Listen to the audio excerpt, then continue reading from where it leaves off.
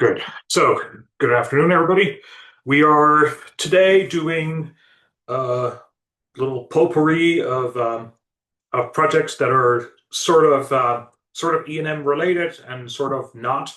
Um, there are a couple of interesting applications of the types of differential equations that we've seen before that allows you to solve problems in completely different domains. The first of which is if you consider a conservation of particle count, so no high energy physics processes that can spontaneously create or annihilate particles, then you have a little box and you have a bunch of particles in it, and you count the number of particles, and the only way that the number of particles can change is by them going through that surface or being let out of that box. And we've done this thought experiment a bunch of times now for electromagnetism, where you can show that Maxwell's equations make sure that if you have a total amount of charge that sits in a box, the only way it can change is by having a current that flows through the surface that bounds that box. And then that leads to the continuity equation. So similarly, particle current and particle count has a similar differential equation, a continuity equation. And you can use this to set up interesting reaction diffusion equations. And we'll do a couple of those. There's another one where you can, for instance, say, well, let's say I have an object, and I have an influx of heat or an outflow of heat, so heat energy, like flow of heat. Um, then that must come from the stored uh, heat energy inside of that object, which means that if you know what the specific heat is, you know exactly what the temperature change is going to be.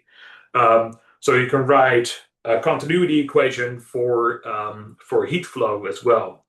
Um, Now, anytime you do this kind of argument, you will combine two things. First of all, there's going to be some kind of a continuity equation, um, and then second of all, there will be some kind of a transport equation. Now, the transport equation is the thing that is usually phenomenological. So, in the case of of particle transport, it is Fick's law. In the case of heat transport, it is the Fourier's heat law. Um, and then there's other cases. So usually any of these kind of situations always involve combining some kind of a transport equation where transport occurs in a direction down the steepest hill of whatever it is that drives that system. So in temperature, it's in thermal transport, it's the heat gradient, um, et cetera, et cetera, et cetera. So that's the first thing I want to talk about. Then I want to talk about a very particular type of application of transport in electrochemistry. There's a very interesting surface chemistry that can happen, and turns out that there's an impedance associated with transport and electrochemical electrode. It's not complicated to derive it, and most of you have not seen it before, and it's really very interesting because it sits sort of halfway between an inductor and a resistor. So and on the complex plane, it's like a 45-degree angle.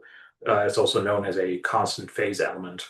And then finally, if we have time, I want to talk about antennas. This is a little bit new. Worked hard on trying to figure out to come up with a minimum viable discussion of antennas, and we'll give it a shot. And if successful, we all get to go home happy and satisfied. Let's consider let's consider a cloud of particles. So some cloud of particles, they have, let's say, a density n and a total count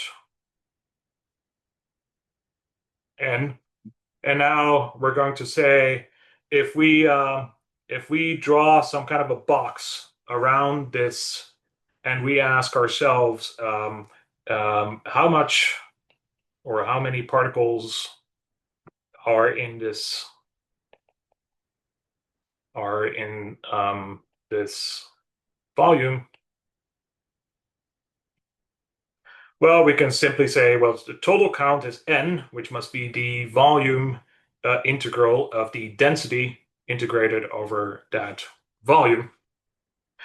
And then we can say, well, if if some of these particles actually translate through this thing and it has some kind of a current density J, so um, this is the particle current density, so not the charge current density from E and M. Then we can say, well, a particle conservation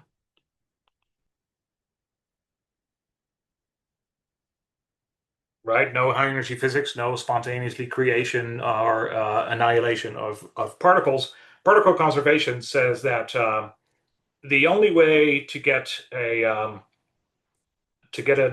del T of n is by del T of n is by getting current that goes through the green boundary. Okay, so current goes through the green boundary. The current we can write as a surface integral, so that's a surface integral of J dA, and this del T we can write as the volume integral of the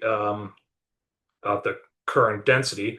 Now we drew this the green boundary arbitrarily, right? We're not actually considering a specific type of box, which means that this thing must hold for all green boxes, no matter how you draw them. Furthermore, you should be able to use this divergence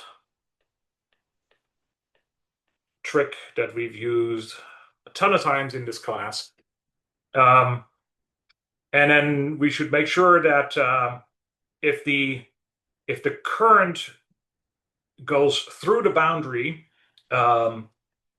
then we should call that, if we're using this surface integral to divergence conversion, we should use the convention that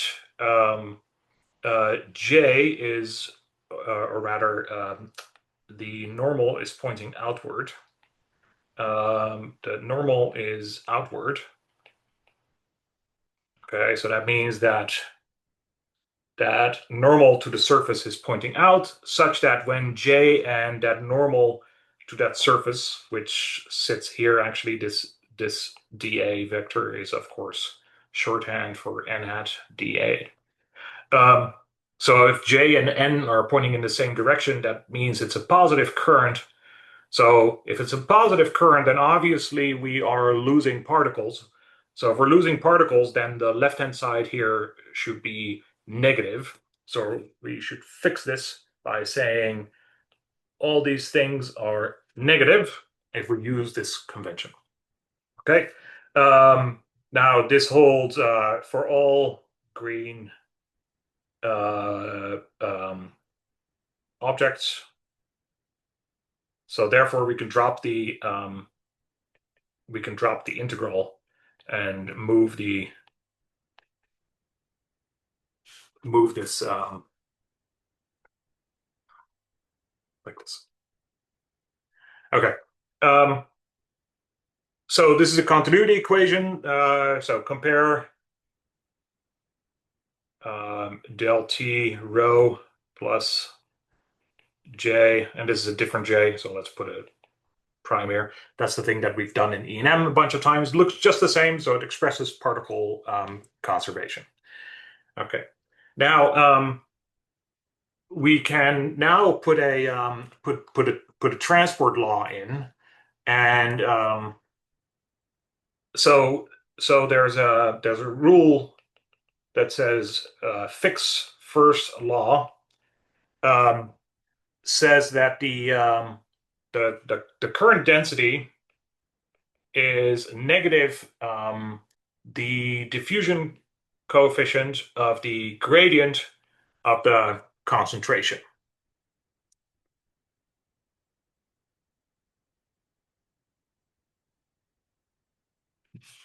So it is the diffusion coefficient. Oops. And that's the concentration. So I used N for the concentration. So let's just use N here. Okay. All right. That means that we should be able to plug this into our conservation law and get del T N plus, or rather minus, where did I go? The square, and then there should be D in front. Okay. And this is known as Fick's second law, right? So just combine a continuity equation with a um, with a transport law. So Fick's first law is the transport law. That's phenomenological. Um, that's the thing that breaks time reversal symmetry, if you want to be technical about it. Um, so, for instance, another example.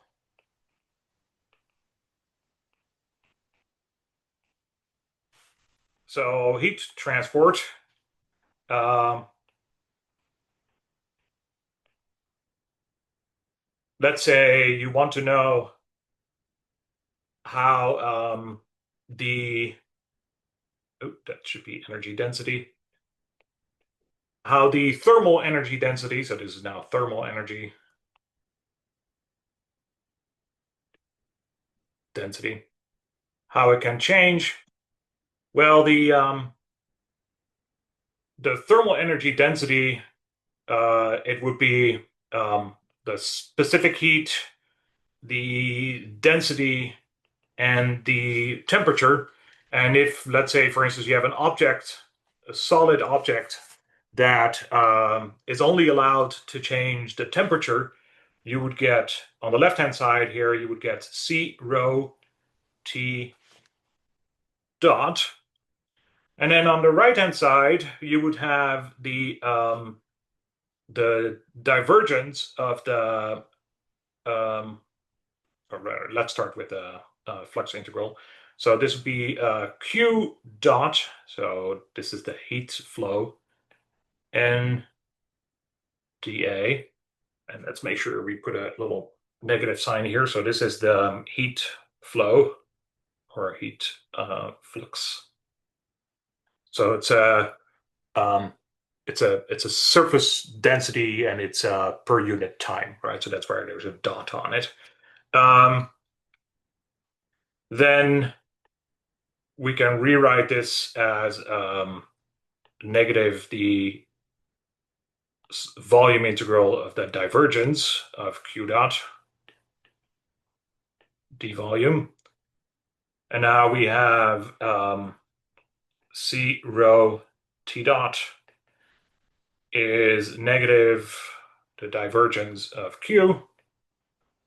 And now we use the Fourier heat law or heat transport law that says that Q is negative the thermal conductivity and the gradient of temperature. So that's your thermal conductivity.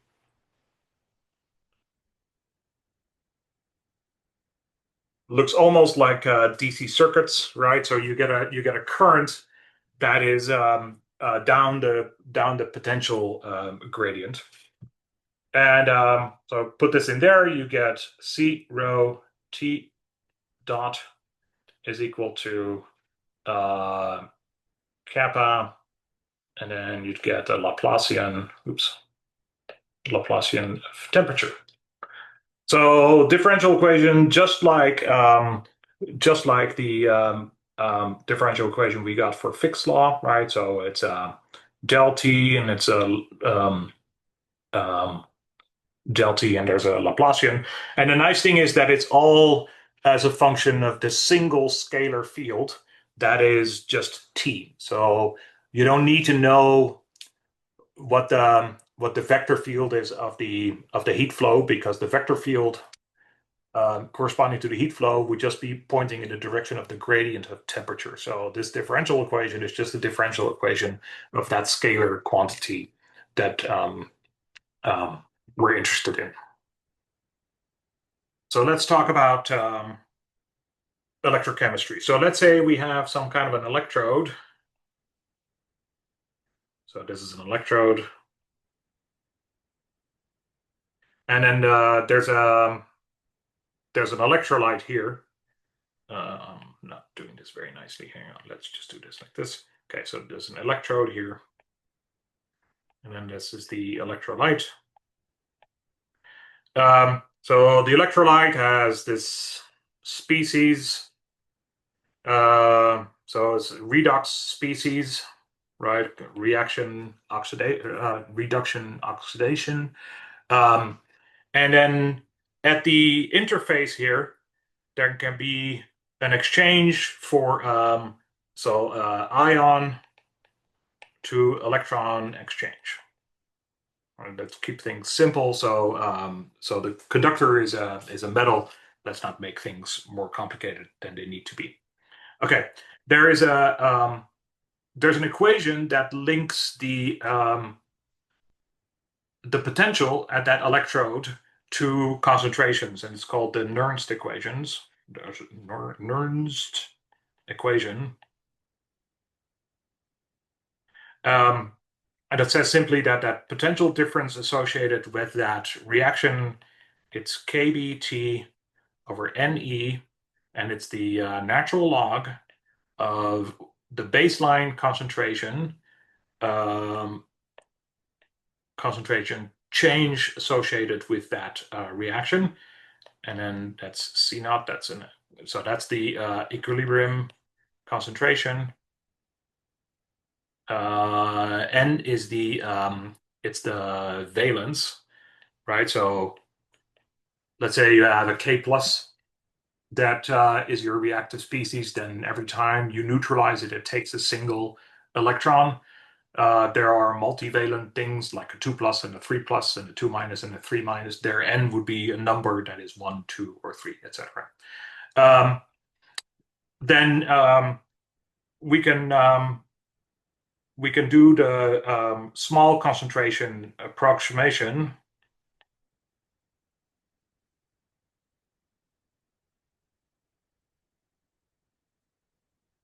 And then that means that you can write delta V is approximately just KT. It's still that's KT over NE, but now it's simply the concentration change divided by the equilibrium concentration. Now we invoke Fick's first law, but we're going to say it's we're only interested in the x direction, right? So the x direction runs like this. So we just do minus a minus d, and then it's the derivative of the concentration in the x direction. And then the total current, I, would be the surface area of the electrodes times the valence times the charge. So be minus N E A D. And then that same gradient of the concentration. And now you combine this with a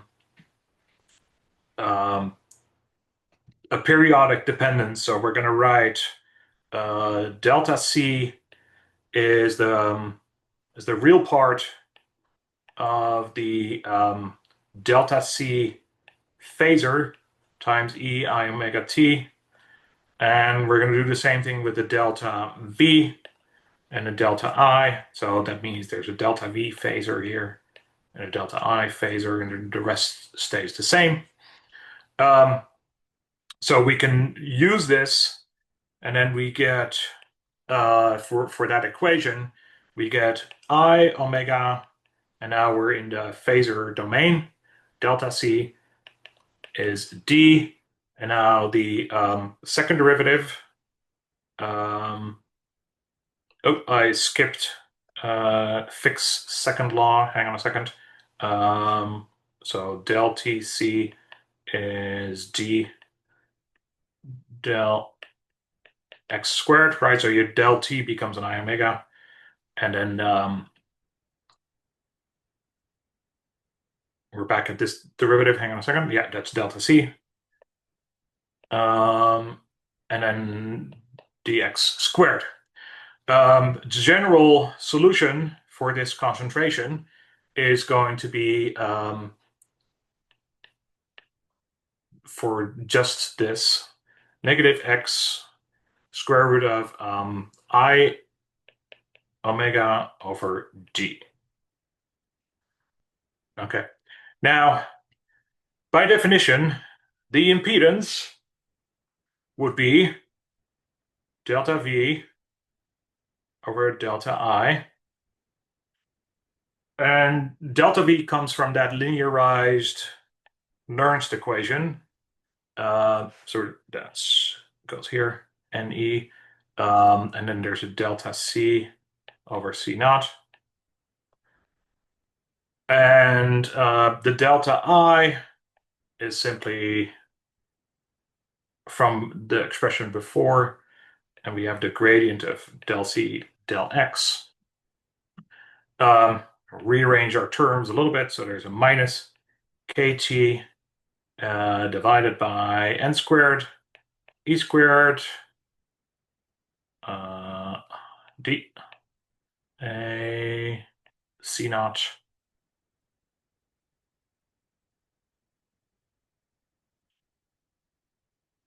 Yeah, okay, and now we have here delta C naught, delta C, and then that divided by the gradient. Now, according to this solution here, oops, sorry, according to this solution, come on, according to the red boxed solution, we have an expression for that ratio. We know that delta C prime over that gradient must simply be negative D over I omega. So combining everything, you get, for the impedance, KT, so your negative disappears, divided by n squared, E squared, square root of D, and there's a C naught, and this is 1 over I omega, and we can rename this AW over the square root of I omega. So AW, that's the Warburg constant. And notice that the definition goes like the square root of I. So remember that, I on the, complex plane, that's real, that's imaginary. So the square root of I would basically sit here. So this particular circuit element is very strange because it has both a real part and an imaginary part, and they're exactly equal. So they're always 45 degrees out of phase. So compare this to, for instance, the Z of a capacitor. which is 1 over I omega C, or in other words, negative I over omega C. So the capacitor always sits here, right? Inductors would sit here, right? Because Z of L would be I omega L. And then Z of R is completely real, so that sits there. So that's Z of R. And then so Warburg sits sort of in the middle. And this thing has a name. This thing is called the Warburg Impedance.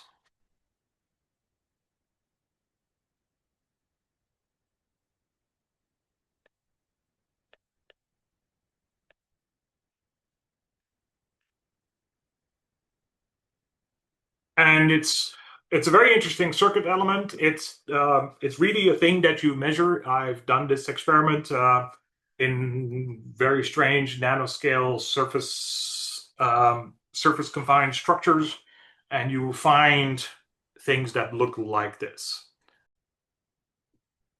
Okay, so for instance, an equivalent circuit could look like this. You have some kind of an electrode here, some kind of an electrode here. You have a reactive species, and then you have an exchange back and forth at these electrodes. Um, and then you measure the impedance. So you have, let's say, an AC source, and you measure the current as a response. And then the equivalent circuit element looks like this. It's your source. And then a Warburg element looks like this. I forgot why they use this circuit element. Then the bulk of your electrolyte has some kind of a flow impedance for ions moving through, let's say, water. And then you have another Warburg circuit element there. And then you can treat these things. You can treat these things as regular things in a. Keep forgetting my current. Regular thing in AC circuit analysis.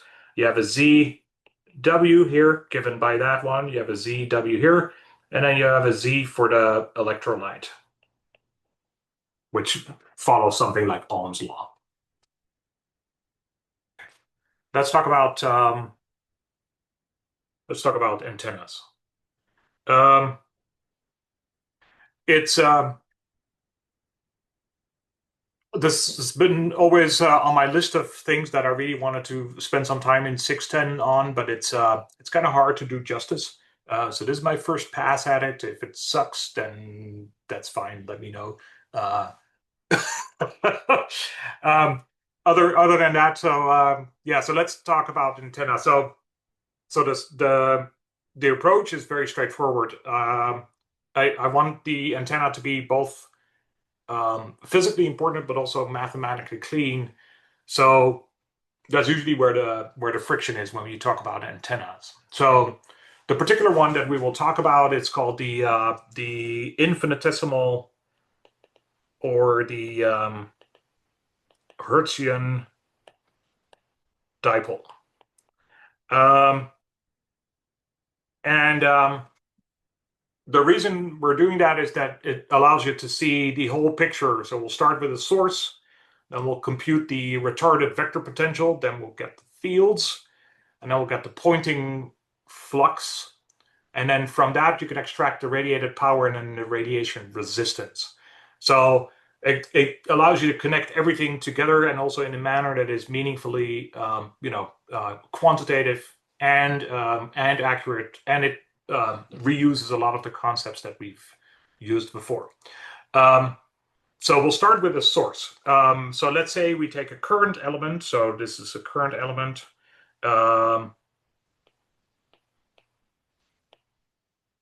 And it's got a length L, and we're going to assume that it is much smaller than the wavelength. So L is much smaller than the wavelength.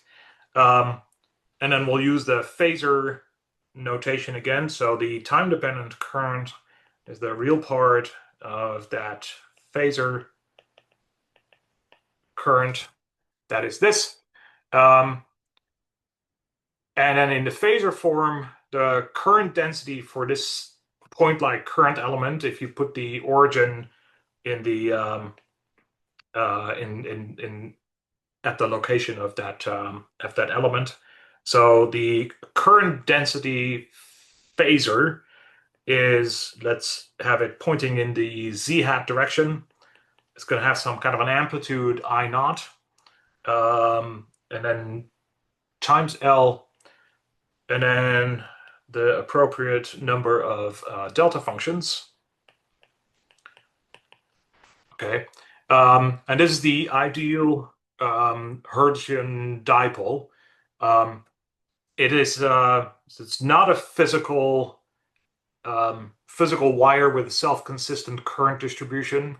So we don't consider like geometric self-inductance and distributed parasitic capacitances and all that stuff. Um, but it's an idealized current element. But it's analytically simple and it captures the basic radiation physics very well. So we're working in SI units now. So beware. Um, and we'll use the wave number and the impedance of free space. So this is mu naught over epsilon naught. So this is the impedance of free space. And that's the wave number. Okay. So now we're going to solve for the vector potential. The vector potential in the Lorentz gauge. So remember Lorentz gauge, there's no T there in the Lorentz gauge. The vector potential, it's of course it's a vector quantity, and it's also in phasor form. In the SI units, you can get it from this integral where you take that that J as a function of R prime, and then you have to take KR over R and then integrate that over R space. This is the retarded integral version of that convolution integral for the solution to the retarded potentials that we have before seen loss. All right, so this is 4 pi over Cj. This is the integral solution to this, and only picking the retarded version. And because the current density is integrated, when integrated as these delta functions, so it's very straightforward to calculate that integral. You don't actually need to do any explicit integral. You just get mu naught I naught over 4 pi r, and then there's a length here, and then this is, let's actually draw it like a length, and this is e to the I k r, and so so at this point the potential points in the z direction, but we will want the fields in spherical coordinates, so it's better to write that z in the spherical basis. So we'll write z as simply cosine theta r hat minus the sine theta, and then that's the theta hat unit vector. So then we get the r component in phasor form is mu naught I naught L over 4 pi r e to the I k r cosine theta. And at the same time, we get one for the theta component in retarded form, in phasor form. So same prefactor over 4 pi r e to the I k r, and then this thing has a sine of theta. Okay, now from this we we can, with the Lorentz gauge, we can get the fields. Not complicated, but I'm not going to do the work here. We'll get, and I'm going to use H here because we're sort of in the field where this is more about it's more about electrical engineering, and electrical engineers prefer to use H over B. It's just one of those things. So for the H field, the phi component, you get I naught L sine theta, and then divided by 4 pi. There's an e to the I k r. And now there's an I k over r plus a 1 over r squared. And then there's an e r component that is eta naught. So that's that impedance of free space. I naught L cosine theta and over 2 pi e to the ikr. That same thing. There's a 1 over r squared minus I over kr cubed. Let's make sure those exponents are actually legible. That's a square and that's a cube. Okay, and then there's a theta component,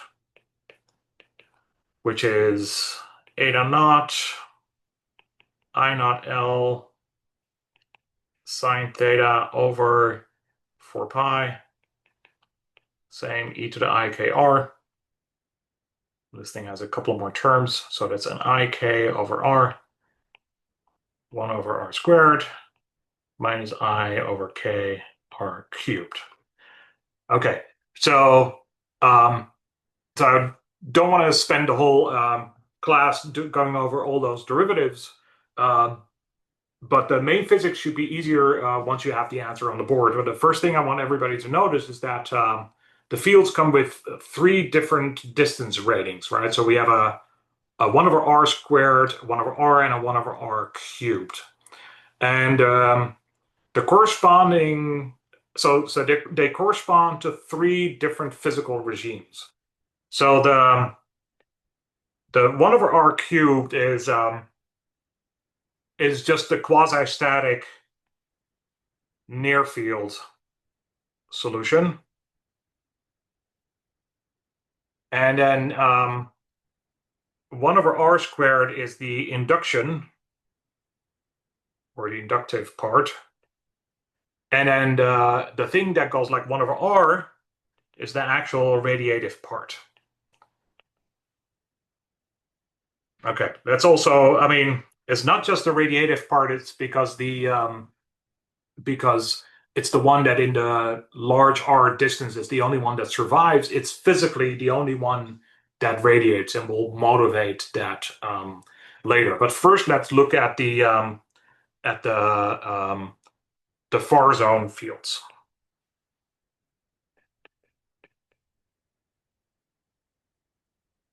So the far zone fields, where so kr much larger than 1. So the 1 over r terms, they dominate. So all we need is the following terms. So there's an I eta naught, and there's a k I naught over 4 pi r, and then there's this L e ikr, and there's a sine theta, and then the h phi, which also is approximately in the far zone approximation, k I naught L over 4 pi r e ikr, and with that same sine of theta. And then from these, we can see immediately that E in that approximation is just eta naught times H.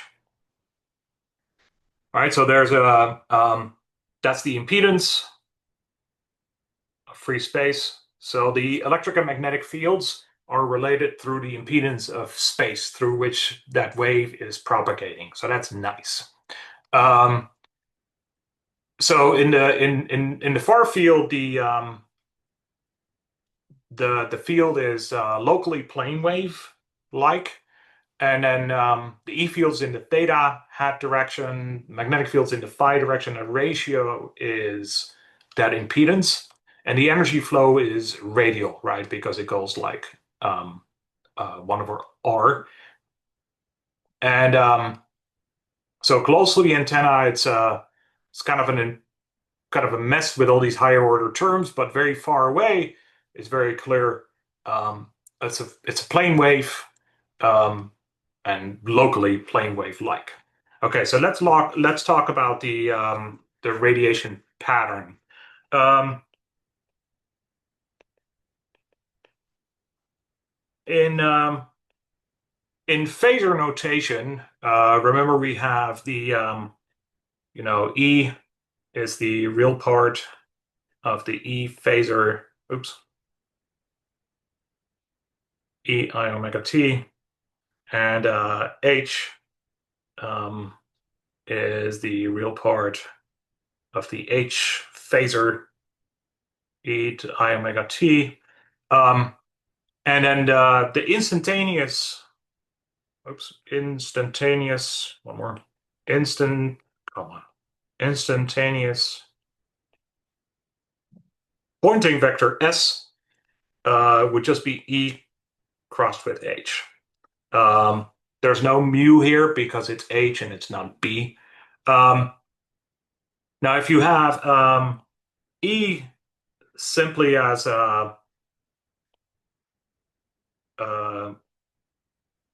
this linear sum of the two phasor versions, so this is the phasor E, let's see, E to the minus I omega t plus E, and then it's the complex conjugate, so E to the I omega t, and H is similarly broken down. Then S, which would be E crossed with H, oops,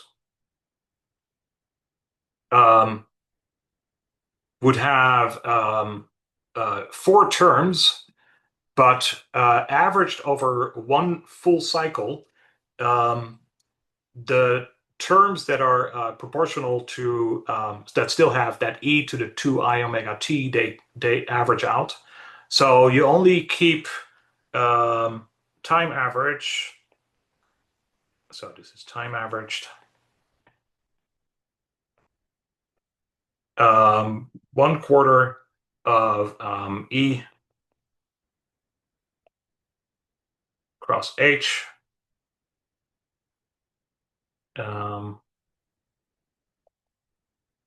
plus E, not plus,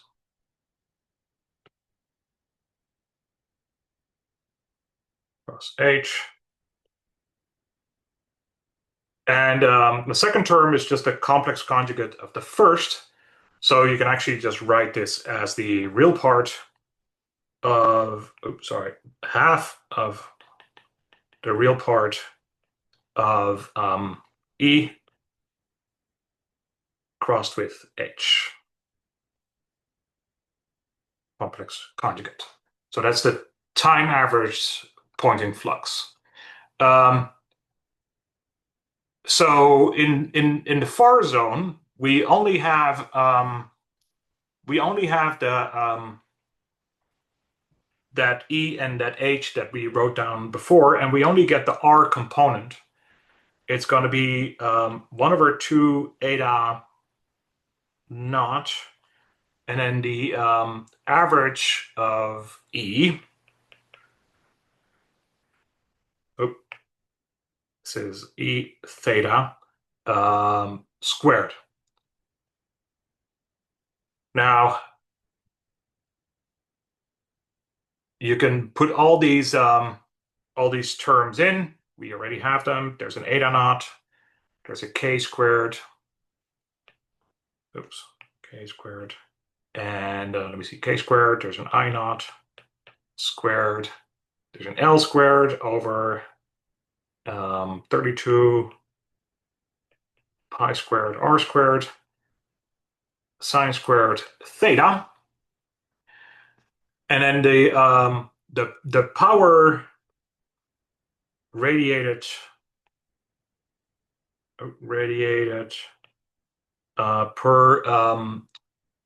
per unit solid angle is dp d omega is r squared times that average of SR, which is going to go like the sine squared of theta. That is the classic dipole pattern. So this is what we call the classic dipole radiation pattern. Okay, now let's integrate this over the total solid angle. So the angular integral we need is as follows. So we need this integral, that the sine squared theta d omega is 8 pi over 3. So the total radiation power, the total radiated power is it's P is eta naught k squared I naught squared, and then there's an L squared over 12 pi over 12 pi. And now we can say that the radiative power looks like a resistor, right? Because it's so P. Remember, P is R I squared, and we actually have an I squared in this equation, so we can call R radiation. So the radiation impedance in this case would simply be and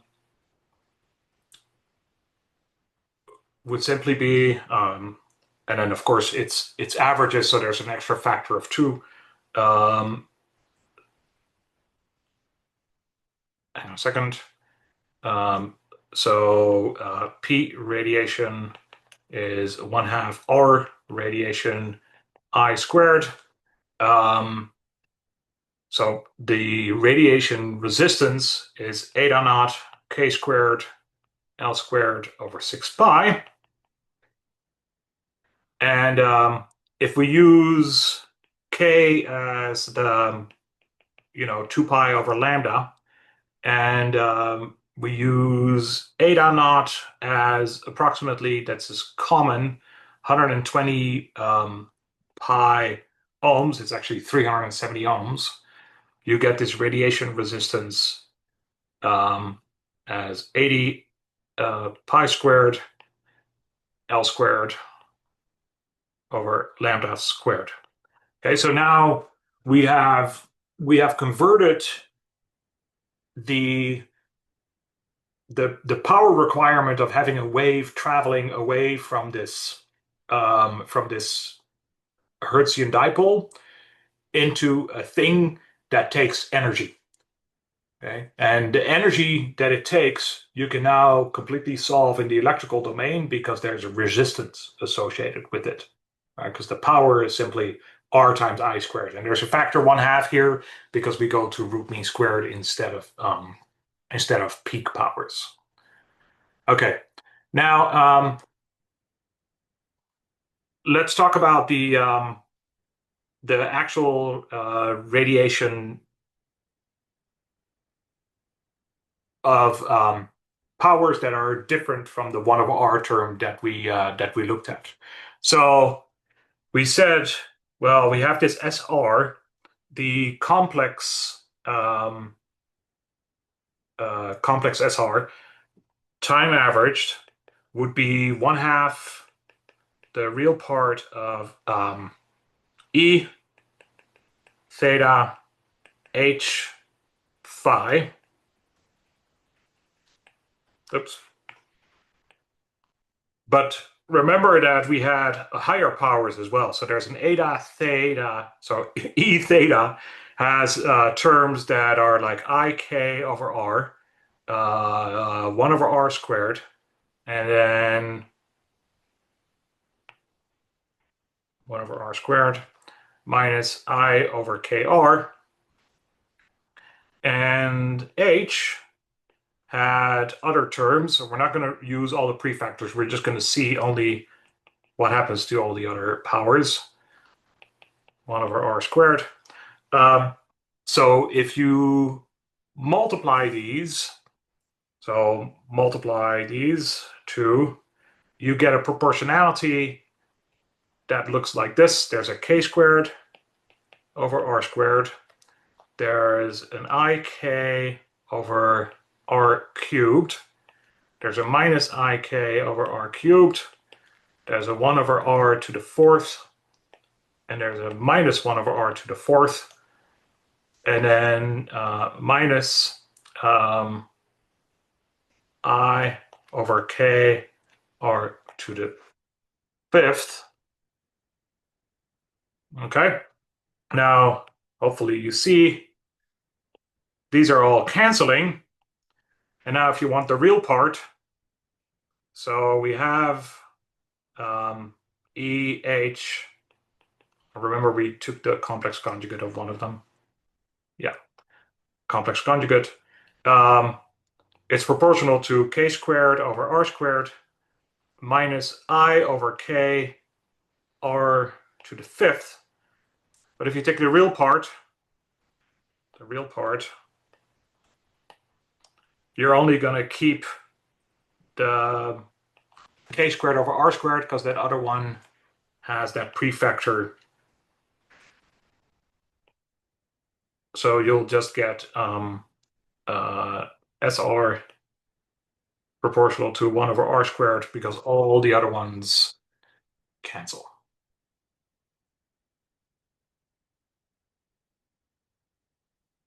Okay. Now, let's construct an actual antenna.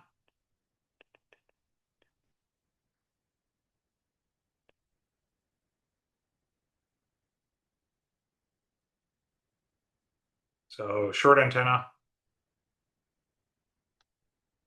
Ooh, that was not very straight. Okay. So a short wire.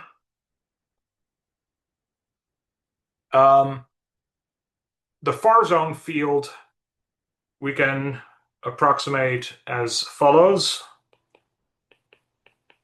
So short wire length L. The far zone field we can approximate like this. There's an I, Z prime. There's an E minus IK Z prime cosine theta. And then there's a D Z prime. If the wire is short compared with wavelength, so L is much shorter than lambda, then the phase factor, it varies very little across the antenna. So we can approximate the phase factor by 1, which means that all the current elements across that short wire are all in phase. So in that particular case, that means that the field is proportional to the integral of the current along the wire. So the field is proportional to the integral over the wire.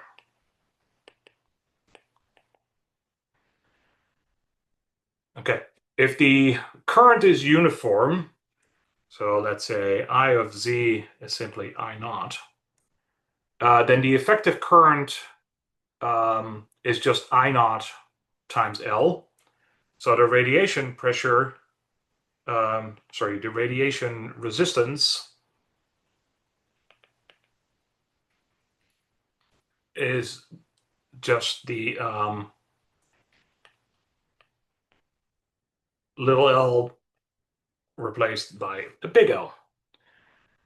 Now, a usual short dipole does not have a uniform current.